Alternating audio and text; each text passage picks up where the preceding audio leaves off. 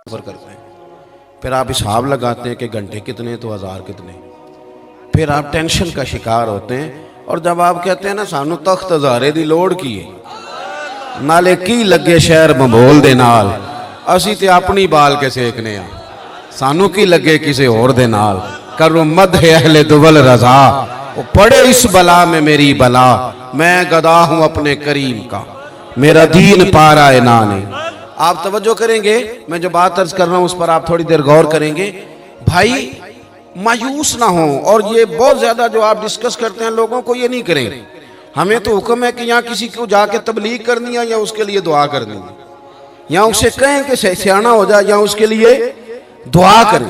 तंज करना और फब्तियां कसना और इस तरह के जुमले बोलना कि जिनके अंदर शगुफ्ता मिजाजी ना हो, वो अच्छा और शुस्ता लोगों का तरीका ही नहीं।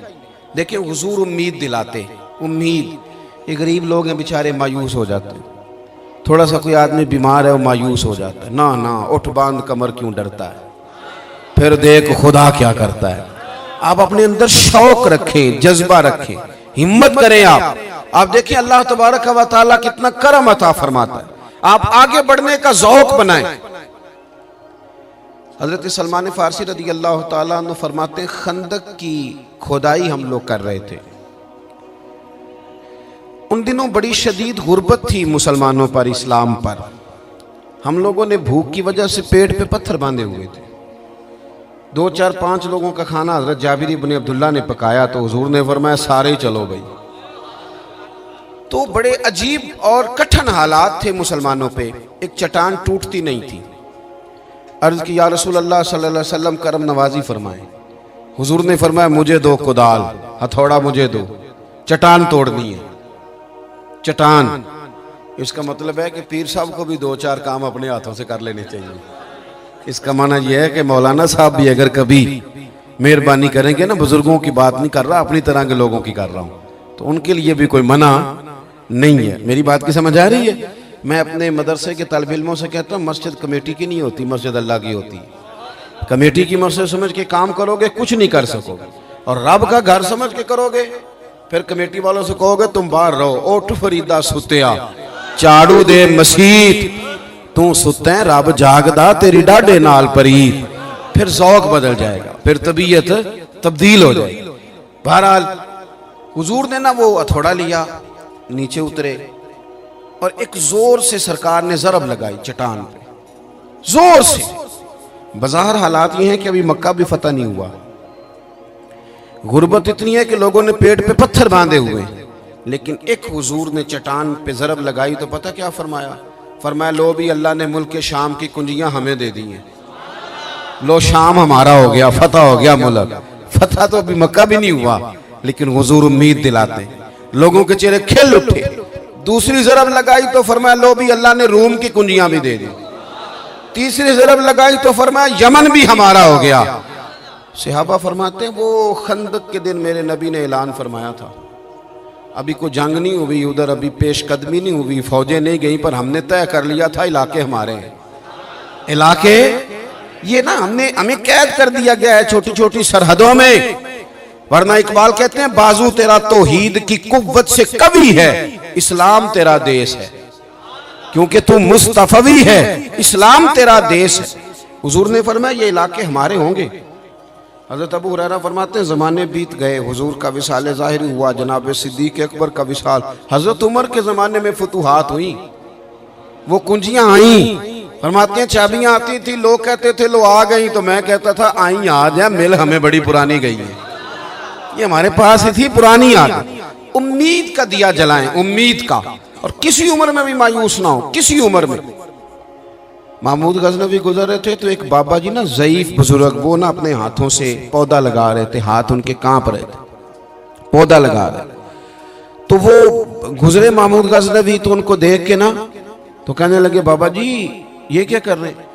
राशा भी थारी था, हाथ कामते भी थे। महमूद गुजर रहे थे, बुजुर्गों को देखा और देख करके फरमाने लगे बाबा जी ना तो आप इसकी छाँव में बैठ सकेंगे, आपकी उम्र बताती है कि इसका फल भी आप नहीं खा सकेंगे, तो इतनी मुशक्कत आप कर रहे हैं।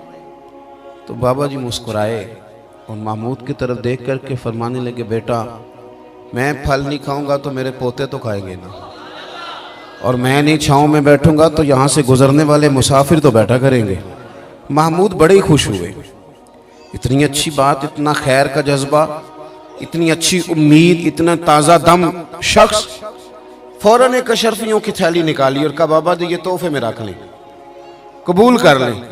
बाबा जी ने थैली थामी और मुस्कुरा के फरमाने लगे, महमूद आप तो कह रहे थे कि आप फल नहीं खाएंगे, मैंने तो अभी लगाया ही नहीं, फल अल्लाह ने पहले अता फरमा दिया।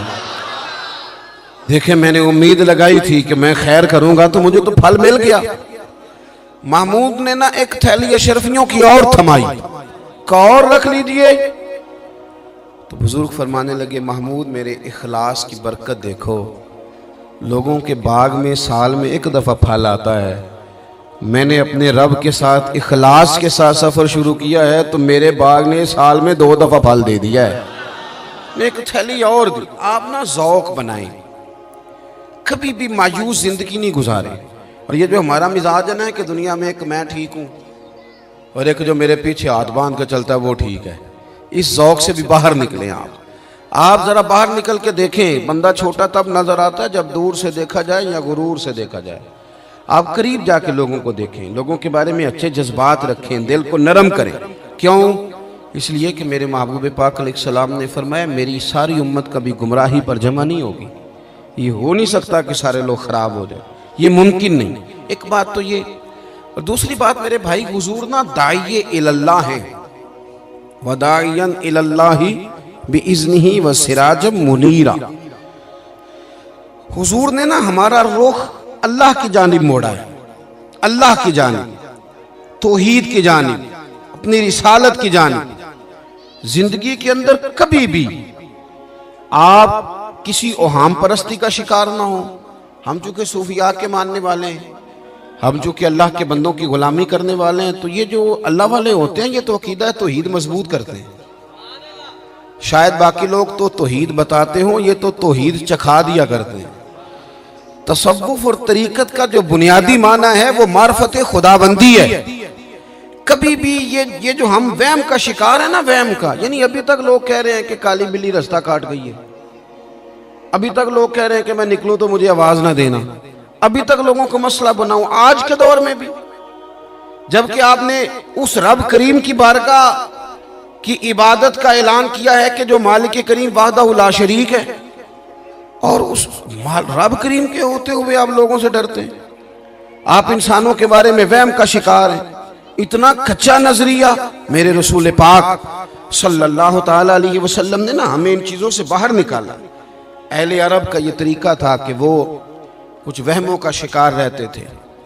काबे का तवाफ करते थे तो कपड़े उतार के, कुर्बानी कर ली तो अब उसका गोश्त दीवारों के साथ मलेंगे, और हज करके आए तो आप दरवाजों से दाखिल नहीं होंगे, छतों से आएंगे। ये काम नहीं करें आप। वो जो ओहाम परस्ती है, खास किस्म की वहम का शिकार होना, वहम का, यानी बड़ी माजरत के साथ मुझे ये बात करनी पड़ेगी कि इतना काला जादू, हर तीसरे आदमी को काला जादू, हर तीसरे आदमी को। और खैर से वो जो बताने वाले हैं वो भी बड़ा अनोखा अंदाज उन्होंने इख्तियार किया हुआ है। वो कहते हैं तुझे जादू कर दिए किसी ने। किसने कहा? क्या ये मुझे बताने का हुक्म नहीं, मुझे शरारत का हुक्म था, शरारत मैंने कर दी, अब तू घर जाके सोचता रहे। इसी तरह ढेरों किस्म के मलंग हमारे खाते पड़ गए, टल पहने हुए, और वो आ गए। वो लोगों को किस्मत का हाल बताते हैं। आपका तो मुझे नहीं पता, मैंने अपने देहातों में देखा है कि वो सोना भी डबल करते थे, बाद में पता चलता था अब सिंगल भी गायब हो जाता था। हंसे नहीं जी, ऊंचा नहीं हंसना चाहिए कभी भी। ये महफिल है हमारी, संजीदा माहौल है। मेरी बात पे आप तवज्जो करेंगे अजीज, कि आप ओहाम परस्ती का शिकार ना हो, वरना आप और नबी पाक सल्लल्लाहु अलैहि वसल्लम ना जगह जगह हुजूर हमें ज़ौक़ देते, समझाते कि तुमने अपनी तवज्जो अल्लाह रसूल की जानिब रखनी है, तुमने उलझना नहीं, वरना आप कैसे मैदान में निकलेंगे। फौजी कह दे हमें काला जादू हो गया, हमसे जाया नहीं जाता, तो जंग होगी। कोई कह दे हम पर तो वो फलाने ने आज सेव करा दिया है तो हम दफ्तर नहीं जा सकते, तो कारोबार जिंदगी चलेगा। किन चक्करों में पड़ गए। जादू होता है, उसकी हकीकत से इनकार नहीं, लेकिन इतना कच्चा माहौल, इतनी कमजोर बात, ये अहले ईमान का शेवा नहीं है। आप मजबूत रहें।